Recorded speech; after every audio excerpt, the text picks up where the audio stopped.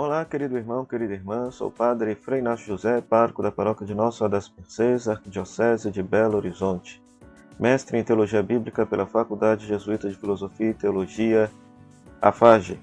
Seja bem-vindo ao nosso programa O Pão da Palavra, no qual nós meditamos a Palavra de Deus proclamada neste domingo.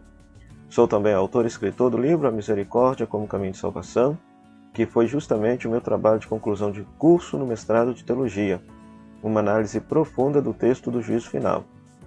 Pode ser adquirido pela Editora Dialética, cujo link nós colocaremos aqui abaixo, caso você queira adquirir. Um texto profundamente atual, no sentido de nos ensinar a fazer uma leitura correta da Bíblia. No primeiro capítulo, uma introdução ao Evangelho de Mateus, no segundo capítulo, a análise narrativa aplicada ao texto do Juízo Final, e depois a atualização pastoral desse texto. Como viver uma igreja que pratique as obras de misericórdia. Adquira logo o seu. Nós estamos celebrando o 5º domingo do tempo da Quaresma.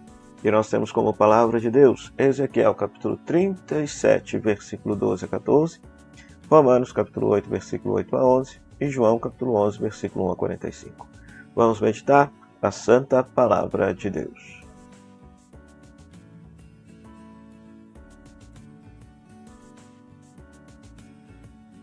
Pois muito bem, querido irmão, querida irmã. Na primeira leitura temos Ezequiel capítulo 37, versículo 12 a 14. Esse texto é justamente o finalzinho do capítulo 37 da profecia de Ezequiel, um texto muito conhecido, aquela imagem dos ossos ressequidos, que uma vez que o profeta anuncia e invoca a força do Espírito sobre esses ossos ressequidos, esses ossos ressuscitam, se tornam um exército de gente. A contextualização literária e histórica desse texto é uma imagem, uma metáfora, uma profecia de Ezequiel dizendo que Deus haveria de tirar o povo do exílio e fazê-lo de novo voltar para a terra prometida, né? A imagem dos ossos ressequidos é justamente uma imagem para se falar do exílio da Babilônia. Mas aqui o que nos importa é a imagem. A imagem é uma imagem de ressurreição. É uma imagem de ressurreição que se tem aí. Ou seja, quem elabora essa imagem possui a fé de que Deus tem o poder de devolver a vida. De que a palavra de Deus é uma palavra que devolve a vida. Devolve a vida. Então, é isso aqui que nos interessa aqui na primeira leitura. Ou seja, a imagem transmite a crença, transmite a ideia de fé de que Deus tem o poder de devolver a vida a quem morreu. A quem morreu.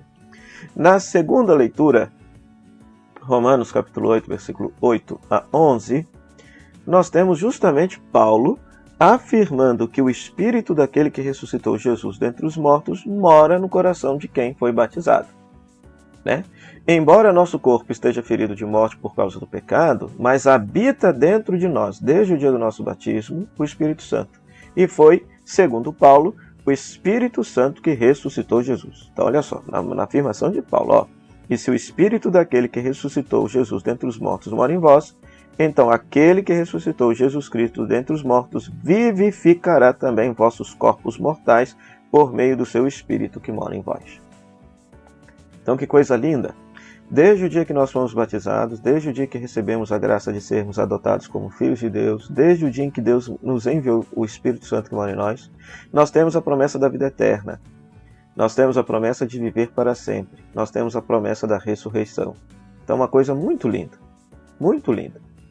E, justamente, o evangelho deste dia, João, capítulo 11, versículo 1 a 45, nós temos esse texto famoso da ressurreição de Lázaro. É o último sinal que Jesus realiza no evangelho de João.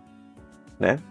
Eu tenho dito para vocês nos programas anteriores que desde o 3º domingo do tempo da Quaresma, na liturgia do ano A, a palavra de Deus nos aponta para o mistério da Vigília Pascal, o mistério do Sábado Santo, o mistério do nosso batismo. E o que esse texto tem a ver com o nosso batismo? Duas coisas. Em primeiro lugar, aquele que foi batizado, ele faz uma experiência de ressurreição. Afinal de contas, nos ensina a fé da igreja, nós somos batizados na morte e ressurreição de Cristo. Né? Ou seja, nós somos mergulhados na morte e ressurreição de Cristo. Quando nós somos mergulhados na água, é como se nós estivéssemos fazendo uma experiência de morrer. E cada vez que nós saímos da água é como se fosse a experiência de ressurreição. A experiência de ressurreição. Então é uma coisa muito linda, uma coisa muito bela. Isso quem nos ensina é Paulo, e depois a fé da igreja vai assumir isso, né? Que o batismo, nós somos batizados na morte e ressurreição de Cristo. Então, ser batizado é fazer uma experiência de ressuscitar.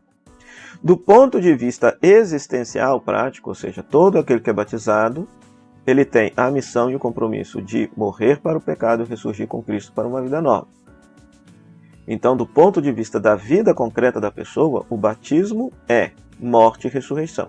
A pessoa vai gradativamente morrendo para o pecado e vivendo a vida de Cristo, vivendo a vida da graça. Então, isso não é só compromisso, não é só missão, mas é dom, é graça de Deus na vida da pessoa. Por exemplo, se nós tomarmos aquela frase de Paulo na carta aos Gálatas, já não sou eu quem vive, é Cristo que vive em mim, Paulo se deixou guiar tão fortemente pela luz, pela graça do Divino Espírito Santo, que um dia ele percebeu que não era mais ele que estava vivendo, era Cristo que estava vivendo nele. Então, uma coisa muito linda, uma coisa muito pertinente. E isso não é só para Paulo, isso é para todo mundo. Para todo mundo que foi batizado. Então, em primeiro lugar, o batismo então provoca em nós uma ressurreição existencial. Morremos para o pecado e vivemos para a vida de Deus, vivemos para a graça de Deus. Mas, por outro lado, o batismo também nos dá a graça da ressurreição escatológica. Nossa, Frei, que palavra difícil. Escatologia tem a ver com o fim dos tempos. Então nos foi prometido que ao fim de nossa vida nós não vamos morrer, nós vamos viver para sempre, no céu, junto de Deus. Então é a ressurreição do fim dos tempos, do fim de nossa história, né? Do fim de nossa história. E aqui esse texto de Lázaro, okay? Então faz alusão justamente a isso. Faz alusão justamente a isso. Por quê? Porque nesse texto, nessa cena tão bonita, única e exclusiva do Evangelho de João, em que Jesus ressuscita o seu amigo Lázaro, e aqui há detalhes preciosos desse texto, né?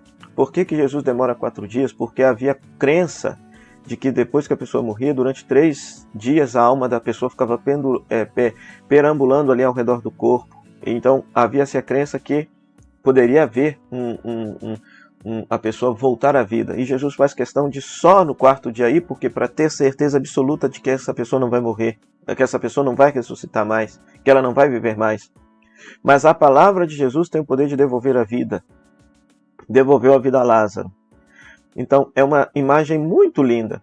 Quando nós somos interpelados, deixamos com que a palavra de Deus toque nossa vida, toque nosso coração, aquilo que está morto em nós ressuscita, volta a viver. Isso é ressurreição existencial, né? Quantas vezes nós achamos que estamos verdadeiramente mortos para uma vida espiritual, para a vida com Deus, né? Somos mortos vivos porque existe tanto pecado na gente.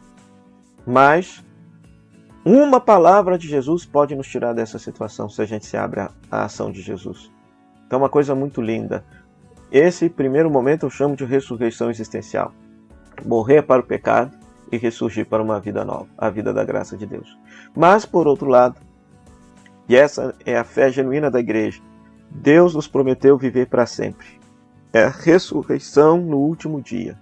No último dia, né? Ou seja, nós estamos destinados a viver para sempre com Deus no céu. Ressurreição. Então, é a grande promessa. Então, Jesus não prometeu para nós nesse mundo riqueza, prosperidade, felicidade, saúde. Muito pelo contrário, prometeu que quem fosse seu discípulo ia comer o pão que o diabo amassou, ia ser perseguido, porque ele se empenha na luta pelo bem, pela verdade, pela justiça, nesse mundo onde que predomina o pecado.